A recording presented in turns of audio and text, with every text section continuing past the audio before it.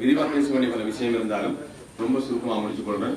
இன்ஷா அல்லாஹ் இன்னும் ஒரு 2 கிழமையில ஒரு விரிவான கூட்டத்தில் அல்லது ஒரு பகிரங்க கூட்டத்தில் பல விஷயங்களை விரிவாக பேசலாம்னு நினைக்கலாம்.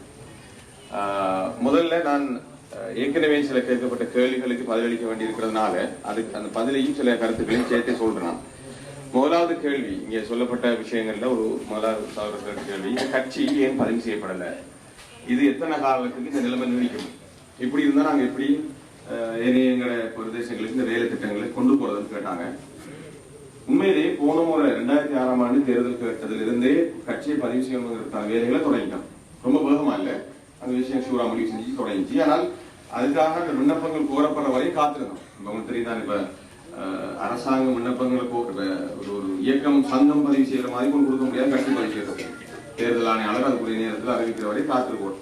அவங்க அமைச்ச நேரத்தில் ஒரு சந்தர்ப்பத்தை நாங்கள் தவற விட்டுட்டோம் ஏற்கனவே. 2வது சந்தர்ப்பத்தில் நாங்கள் கொடுத்தோம், சகல ஆவணங்களை சமர்ப்பிச்சோம். ஆவணங்கள் அவங்க கேட்டதுக்கு மேலதிகமா இருந்துச்சு. என்ன பொதுவா இந்த நாட்டுல கட்சி பதிவு செய்கிற ஆட்களை எல்லாம் பாத்தீங்கன்னா கட்சியை களத்துல காண முடியாது, பேப்பர்லாம் இருக்கும். கட்சி அவங்களோட கட்சி இயக்கம் எல்லாம் பேப்பர்லாம் இருக்கும். நாங்க களத்தில் உள்ள ஆக்கள், எலெக்ஷன் கேட்டார்கள், பிரச்சாரம் பண்ணார்கள், மக்கள் ஆதரவு உள்ளார்கள், கவுன்சில் மெம்பர்ஷிப் வச்சிருந்தார்கள்.